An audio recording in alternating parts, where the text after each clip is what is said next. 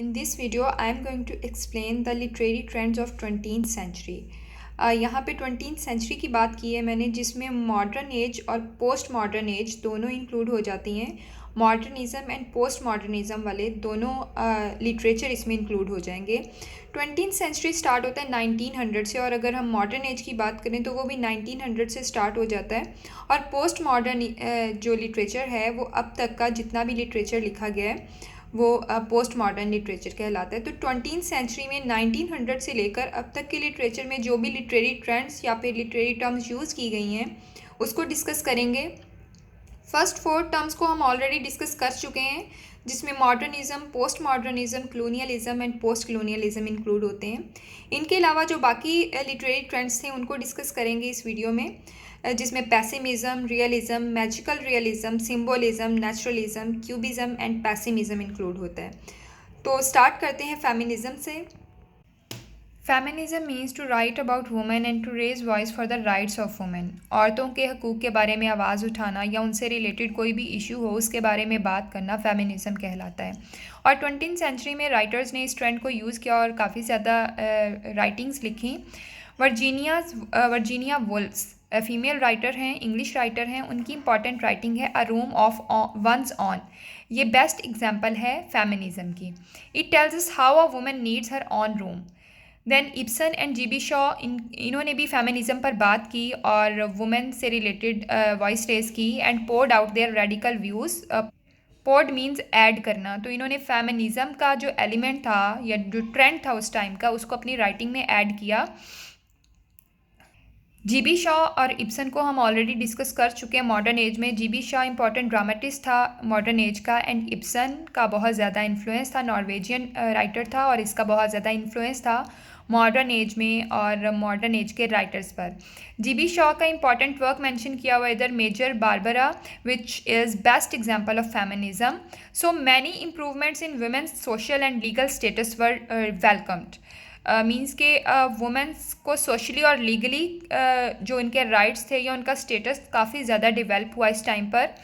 Then Ibsen की important writing का dolls house, इसको भी हमने ऑलरेडी डिस्कस किया हुआ है मॉडर्न लिटरेचर में। इसमें नोरा का कैरेक्टर था जो कि लिबर्टी को भी शो करता था, और इस राइटिंग में इब्सन ने फेमिनिज़म वाले एलिमेंट को यूज़ किया, इस ट्रेंड को यूज़ किया। तो डॉल्स हाउस भी एग्जाम्पल है फेमिनिज़म की। Next literary trend is realism. Realism is another literary trend of 20th century which means to portray what you see in real life. जो भी रियल लाइफ में writers देखते हैं उसको पोर्ट्रे करते हैं अपनी राइटिंग में, और इस ट्रेंड को हमने प्रीवियस सेंचुरीज़ में भी डिस्कस किया है।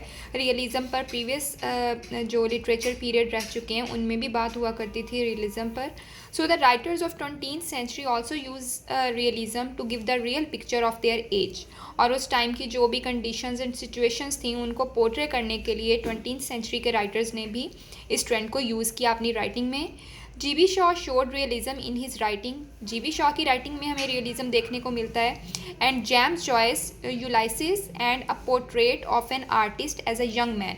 ये दो इंपॉर्टेंट राइटिंग्स हैं जेम्स जॉयस की, जिसमें हमें रियलिज़म का एलिमेंट मिलता है। Then the next one is magical realism. Magical realism क्या है? मैजिकल रियलिज़म कॉम्बिनेशन है जिसमें इमेजिनरी एंड फैंटेसीज़ को रियल लाइफ के साथ एक्सप्लेन किया जाता है राइटिंग में। तो ये ट्रेंड भी यूज़ किया गया उस टाइम की राइटिंग में और कुछ इंपॉर्टेंट राइटर्स के नाम हैं like George Luis Borges, Gunter Grass, Isabel Allende and Swift. Swift's complete name is Jonathan Swift, जिसको हमने प्रीवियस पीरियड में डिस्कस किया हुआ है। इसकी इंपॉर्टेंट राइटिंग है गुलिवर्स ट्रैवल, जो कि बहुत इंपॉर्टेंट राइटिंग है और आपके सिलेबस में भी इसको पढ़ाया जाएगा। गुलिवर्स ट्रैवल्स, इसमें हमें मैजिकल रियलिज़म देखने को मिलता है। So this is very important writing about magical realism. Then the next one is symbolism. Symbolism means use of symbols to convey meanings. Means के सिम्बल्स को यूज़ किया जाता है कोई स्पेसिफिक मीनिंग को कन्वे करने के लिए। For example, line is used for bravery, Dove is used for piece.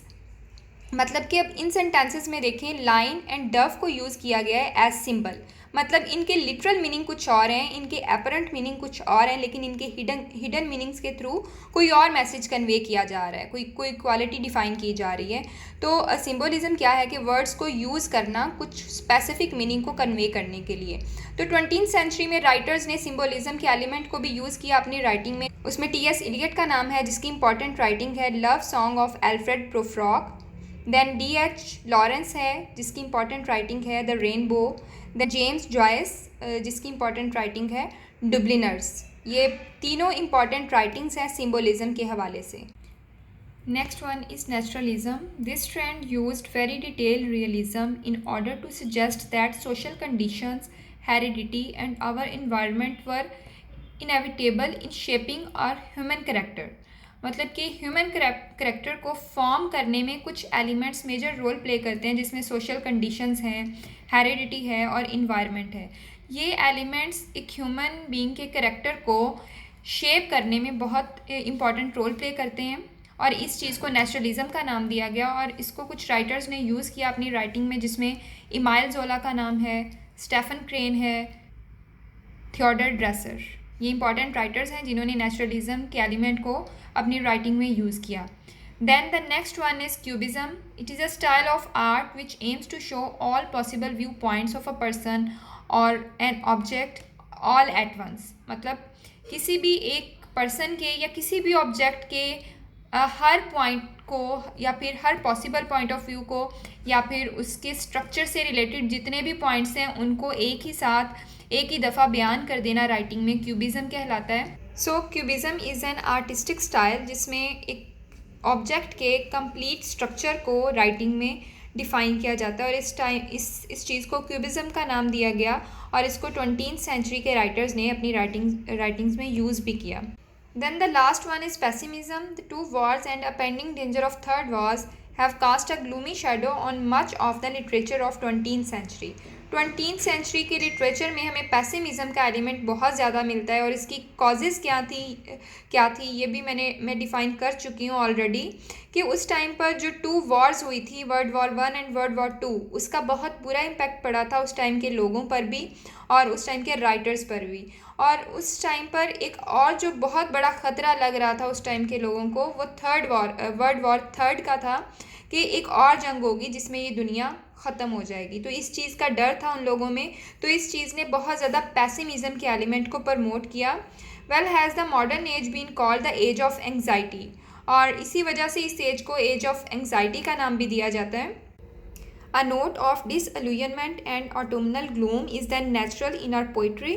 और उस टाइम के जो पोइट्स थे उन्होंने अपनी पोइट्री में डिसअल्यूजनमेंट और ऑटमनल ग्लूम के एलिमेंट को यूज़ करना स्टार्ट किया। ऑटमनल ग्लूम मीन्स डार्कनेस का एलिमेंट होना। Autumnal is related to autumn, जो सीज़न होता है ऑटम मीन्स उसमें उदासी होती है और डार्कनेस होती है, तो उस चीज़ से रिलेटेड है कि ये ऑटमनल ग्लूम का एलिमेंट था इस टाइम की पोइट्री में। एंड डिसअल्यूजनमेंट का एलिमेंट था। डिसअल्यूजनमेंट मीन्स डिसअपॉइंटेड फीलिंग्स जो होती हैं, ठीक है, उस चीज़ को डिफ़ाइन किया गया इस टाइम की पोइट्री में।